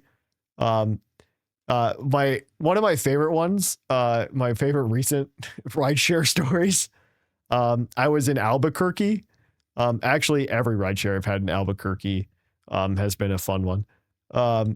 I've got 2 now. I had one guy when he picked me up from the airport, and he found out I was staying in a hotel in downtown Albuquerque. He told me, this is a quote, direct quote. He goes, "There's a reason Breaking Bad was set in Albuquerque." And he was correct. I did also at that hotel see the coolest person I've ever seen in my entire life. It was a guy in the month of November walking around without a shirt on with sunglasses on in the middle of the night, walking his dog, practicing his nunchucks. The nunchucks really sold the nunchucks put it over the edge. The nunchucks, I was confused on where we were going with it. Nunchucks, and I'm like, the nunchucks put it over the edge. But then Albuquerque's a wild place, guys. But then there is my buddy. I had a friend who lived in Albuquerque, and he asked me if I would meet up with him one night before I left, and I said, sure, whatever, just tell me where to meet him. And he gave me like a bar to go to, and I was in it, and my Uber driver, it was one of the Uber drivers that just has like a dog in the front seat. So I don't know what Pokemon that is, but but Kangaskhan, like it's like Yamper, but in the front seat with a human trainer as well, driving me around. But she asked me, she's like, which bar are you going to? I'm like, I'm going to, I forget what the name of the bar was. And she goes, she's like, aren't you married? She's like, you're married though. Like you have a ring on. And I'm like, yeah, I'm married. She's like, yeah, be careful when you're there. Like, that's where a lot of the single women go to like try to find men. And I was just like, I was like, okay, I don't know where I am. It ended up being a honky tonk bar in Albuquerque. So wild time. That is as much of that story as you get on the podcast. Oh, Slowpoke would be terrible. Slowpoke would be really bad. Yeah, I mean, it's You're not forgetful. getting to the airport on time. Yeah. You're not getting to the airport on time. That's for sure. The direction I went with this was nose pass. It's always got to be looking north, right? Oh, no. Can it only drive north? Ooh. Yeah, that'd be a problem. I don't know that I nose think pass that's can reach the pedals. Also true. I think Slowpoke could. Slowpoke could. Slowpoke could figure it out. Slowpoke could get there. Slowpoke could figure it out. I mean, we could do Provo Pass with the little mini heads. Okay, there we go. I'm okay with Provo Pass. I like Provo Pass. Only north. Yeah. So you can only drive north, right? No, it could just not pay attention going south. Yeah. You could just not pay attention. I feel like in a world where a Pokemon is my lift driver, I should just use a Pokemon that knows teleport. Like I'm just totally. yeah, you know, like I don't know what world I'm taking a lift in when I could just like grab an Abra, you know?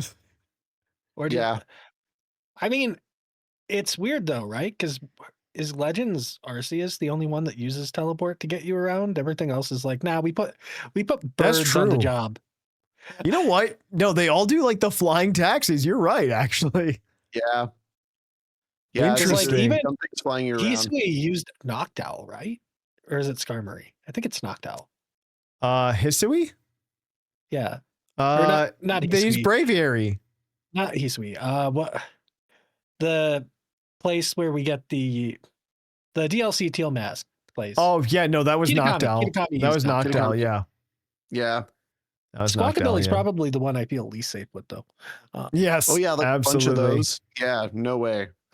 Give me like a Skarmory. Give me something big. Complete aside from like the Uber conversation, is there like an air traffic control for all these flying taxis, or are we just like letting these go willy nilly? And that's what Tinkatons are for. They're not airplanes, right? though. Like I think they could like dodge each other pretty easily. Okay. I'm just wondering if they're gonna hit each other mid-flight because they're not seeing the cross traffic, you know. And you just got like how many air collisions are there in the Pokemon world of flying taxis? Just, you know, it's got to happen, right? At least once. Is there a federal agency that looks into these collisions? We've opened up a whole can of worms. You know. I mean, this is the risk you take if you're taking air traffic, you know, flying around. Like you never know what you're going to run into. I'm never taking a flying taxi again, guys. I'm just not doing it. I'm scared. Frankly. Do you think the Squawkabilly's music is good or no? Like they have to sing while they transport you, right? Do you think they just don't bring a radio on these trips? Like they have to, right? Like Squawkabilly sing, right? That's what they do. That's their name. Why haven't they released like, okay, great feature from Gen 2, the radio. Why does that not in any other Pokemon game? That's wild to me. Why did they never do that again? Why? Why did they not bring that back? It's weird because it's kind of back in the photos now. Like to change you're right. the mood, but you can't listen to it whenever. That's weird. Why. That's weird. I don't like that. Yeah, that was a nice feature. I enjoyed that. Yeah. What a good Pokey opinion. Better than Poke of the episode. You know what? Actually, absolutely agree. Absolutely agree. Well, yeah. Never met those. Well, what Pokemon do you think would be the worst Uber driver? Let us know at puclpodcast@gmail.com next week. But yeah, we're gonna kick it on over now, guys, to our mailbag. So let's kick it on over there.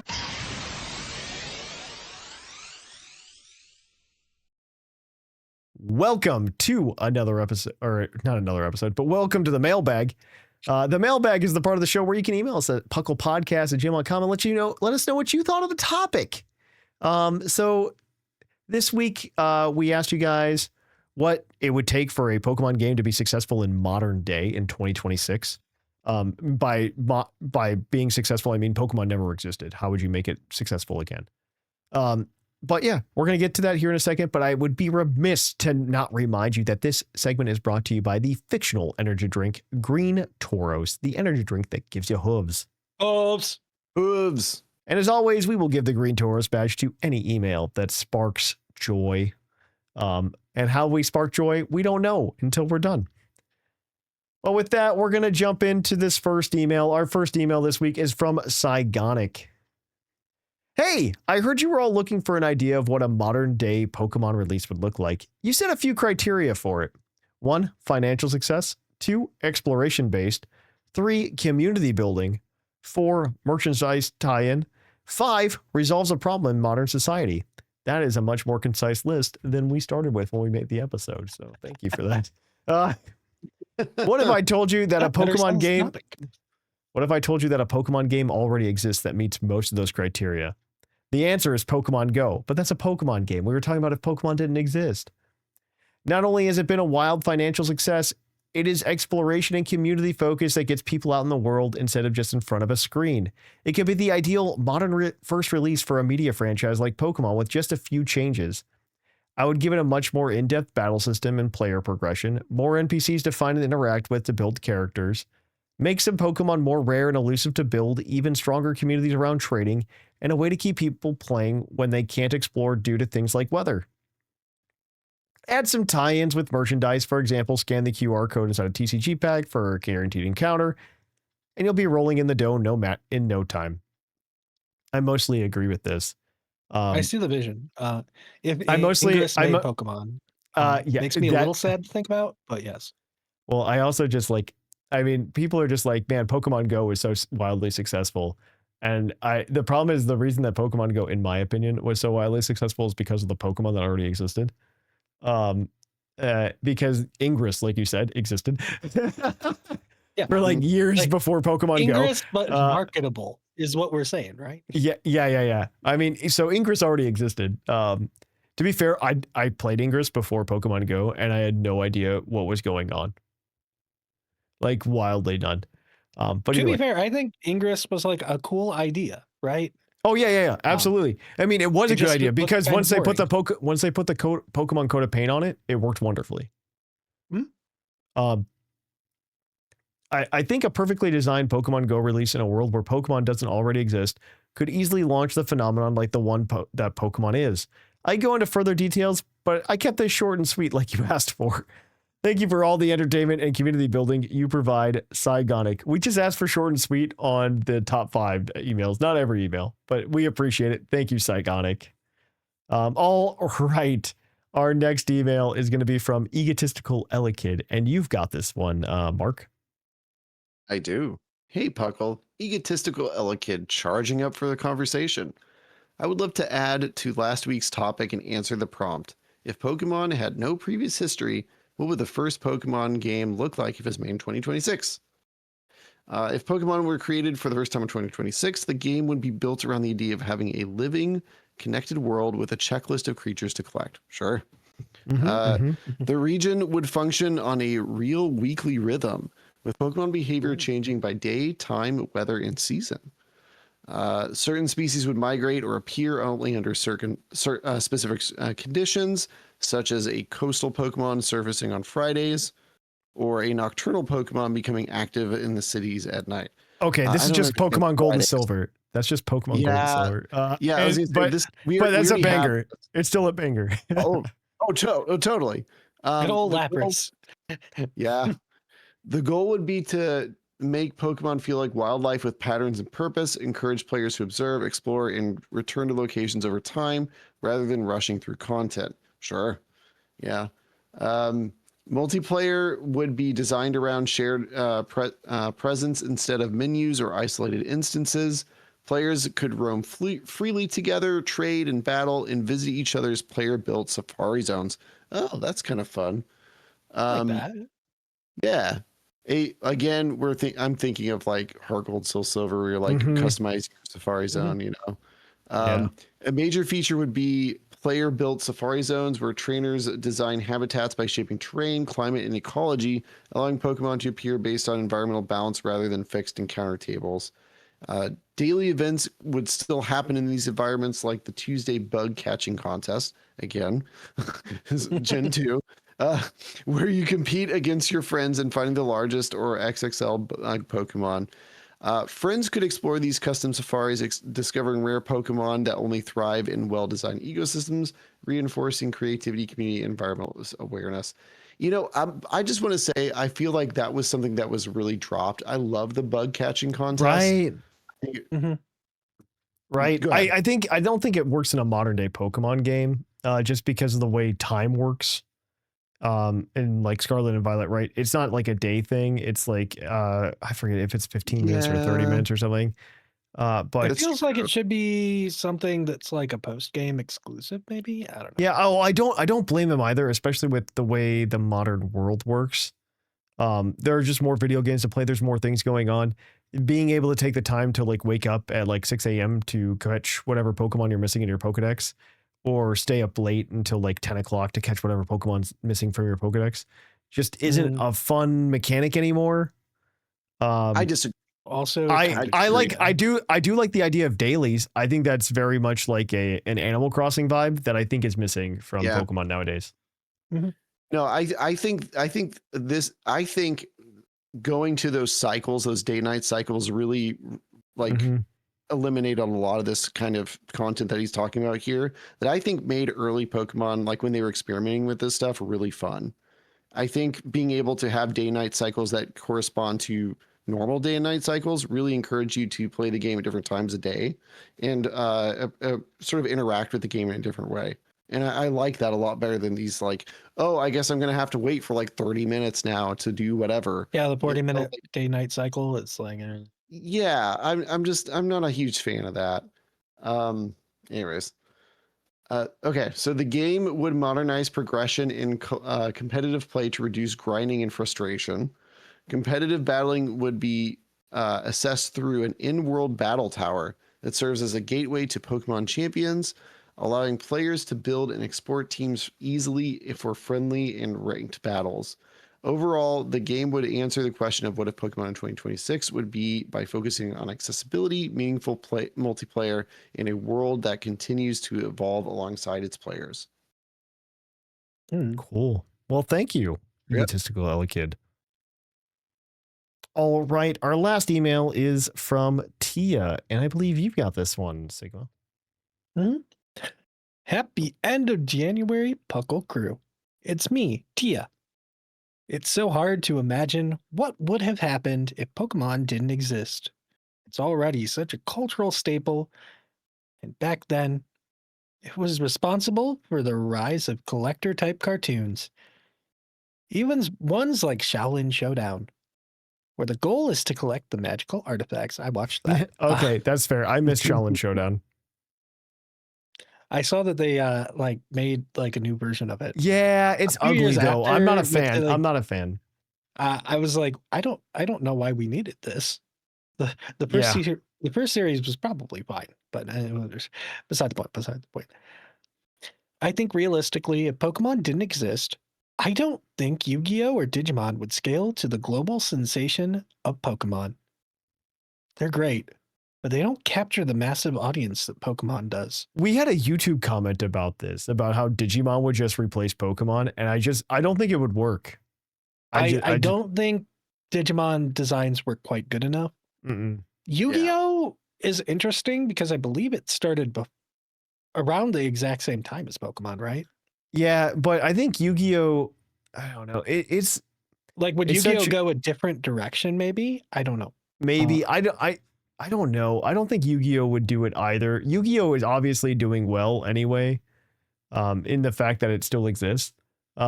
So, good for them. Digimon, I feel so bad because that card game looks fun. Digimon feels like so mismanaged by their brand team. I absolutely agree. I think Digimon, one, they need to like choose a game type that is like their flagship game type at this point, but they refuse to. They just randomly add new Digimon on like a random Saturday night saying, this is a Digimon now. It's like, what? Okay. I think it's very, also, I mean, Digimon is like very flexy too, and Pokemon isn't. right? It's Like I not even just like so like if you play like Digimon Time Stranger or not Time Stranger. Digimon is a soft or, system, right? Yeah, it's a very soft system. Well, like even if you just like look at if you look at the creatures they make, like one of the things that it's like it like gives me like a weird feeling. So man, this is like a deep dive Digimon moment that Landorus shouldn't and have on a Thundurus are the Pokemon most podcast. Digimon Pokemon that exist. Yeah. Can we say that? So I don't know how much of a fan of Digimon anybody is listening to this show, but in Digimon, there's got to be some. There have to be. There's gonna be but overlap. I'm gonna explain to people. So Digimon, Digivolve, right? And there's a special type of Digivolution where instead of just like it evolving like a Pokemon would, they have to have like a special piece outside of it, like almost like an evolution stone. And they call that like Digi Armor Digivolution. That's where you get like Flamedramon from Vmon and stuff like that. But then you can start like mixing things together and getting some weird stuff. Like the Digi Egg of Knowledge plus Vmon gives you like this Dino Beamon thing or something like that. I just like there's some episodes of Digimon Frontier. The fourth season of Digimon. We don't need to talk about Digimon Frontier, but we can. No, actually, Digimon Frontier is very fun from like a story standpoint because it's like okay. You're also talking to Thatch. Interesting things, but you're also talking about Thatch. It's really hard to get. Who likes Power Rangers, and they're just like, but what if your Power Rangers were Digimon? But that's season 4. I don't know if you've ever seen it, Mark, but I'm explaining. I'm more of a Tamers fan, but I did watch some Frontier. Yes. Yeah, Frontier. But after Frontier, I couldn't tell you what happened in anime. But exactly. I did watch. I don't know what happens after Frontier either. But what I do know is that like sometimes they'll just like run into villages of Digimon and they'll say like, hey, how's it going? And then there's just like a village of like Dino Beamon at some point. And I'm like, that can't happen. That doesn't make any sense. Explain this. And it doesn't, because they don't want to explain. It's a soft magic system. Yeah, Digimon exactly. is a soft magic system. It is. It Pokemon is a soft hard magic system. That's the difference. That is the difference. That's a very apt description, actually, though. I never thought of it like that. Digimon does whatever they want. Yes, they don't explain it, and it doesn't have to make sense. You know what? You can just randomly, you can just have a character who like hangs out with a champion level Digimon, and the next scene you see them, they digivolved. But instead of digivolving to Ultimate, they went straight to Mega. Okay. Like it could happen. It could happen. I mean, it doesn't make sense, but it could happen. Like just the Mega Evolutions hanging out in a bazaar. It's like, sure. Yeah. Oh, look, it's the protagonist from the last season's Digimon that was a fusion of the person and another guy. It's like, that's just how it is. Yep. I absolutely agree. I think they got the same voice actor for like this random Anjumon in that season too. For the original Anjumon, and it's just like it just like throws you for a loop because it's the same feeling you get when you're talking about Liko and Roy and Ash. We're going full circle now. Okay. there was no passing of the torch. We're just gonna get Veronica Taylor to come back and play someone in the new series. Oh my gosh, could you imagine? Ash. Could you imagine though? It's just a random trainer. Oh my gosh, that would be great. Actually, please, like, Pokemon, make this happen. Like actual Veronica Taylor and not I would Sarah. be behind it. I would be behind it. Even Sarah, if they brought Sarah, I'd be down with it too, actually. I'd be okay with that too, but I think Veronica Taylor would be kind of fun to just hear. I think Veronica Taylor is how you bring back like the OG people. I think Sarah is just how you like do the tie-in. I think for Sarah's the one fans. who most people know. Yeah. But, at this point, most for people sure. are familiar with at this point. I agree. Anyway, we're halfway through an email. Sorry. So realistically speaking, if I made Pokemon in 2026, it would unfortunately start as a mobile gacha game that's focused on exploration. That's probably what would happen. Yeah. Yeah. I'd probably. Yeah. I hate it, but yeah, no, that's actually true. Gacha games have a lot of pull. Fire Emblem's gacha game still lives somehow. Yeah. I play it daily. Oh, you're part of the problem, Simon. Thank you. You're keeping we this just alive. had the vote for our favorite our favorite Fire Emblem characters again. It ended like a couple days ago. Who won? We don't know. We get results by the time this episode airs. Okay. But the winners from last times aren't there, so The biggest chance goes to right now, I think for Mortis was a high likelihood. Sigurd was high likelihood. The female star from Tokyo Mirage Sessions is up there just because they want to. I hate make this. the game Everything you designers said, I hate. themselves. Everything you said, I hate. No, they're voting it because they're so upset. We got one banner of that game and never again. I hate everything you just said. Continue though. Okay. Anyway, we're gonna continue the email. I'd probably make it something that stays even more faithful to the Pokemon's real life counterparts. It would still be cartoonish anime style, but this way, people can appreciate the amount of research that went into the inspirations. Afterwards, I would focus on merchandise like plushes and cards, and down the line, create a high budget 12-episode seasonal anime with a few seasons. I don't think it reaches the level it is now, but maybe we can get 5 years before end of service announcement. And more months. Tia. Yeah. Well, I appreciate it. I actually am curious on what like anime would be like without Pokemon though. Because I think that was we talked about that. We did talk about that. That was the gateway for a lot of people, right? So what would take over that gateway? I know. Otherwise it's like Sailor Moon and Dragon Ball. I think for when I was a kid, I think a lot of people, even more than the anime, were into the cards. Mm-hmm. The cards really helped. The cards helped a lot. That was a phenomenon. Cards. Like not everybody had the game, but everybody had cards. I agree with that. That's why I think Yu-Gi-Oh had like a chance to fill that card niche, where because Magic existed for before Pokemon, but I don't think it appealed to like younger audiences quite enough. Well, they did try to make Pokemon early on. They tried to make it like gateway to Magic. And I mean, that's because Wizards. That's what Wizards was trying to do. Wizards had publishing rights in the States. That's why they tried. They like that happened with me. Like I started with Pokemon, and then I was like, oh, this is a thing that exists, and then went to Magic. Yeah. Well, it meant to be like they were like hardballing it too because they stopped hosting 18 and over tournaments for Pokemon when Wizards owned it. And Pokemon got really upset. And that was one of the major decisions for Pokemon taking back the card game. Oh. Yeah.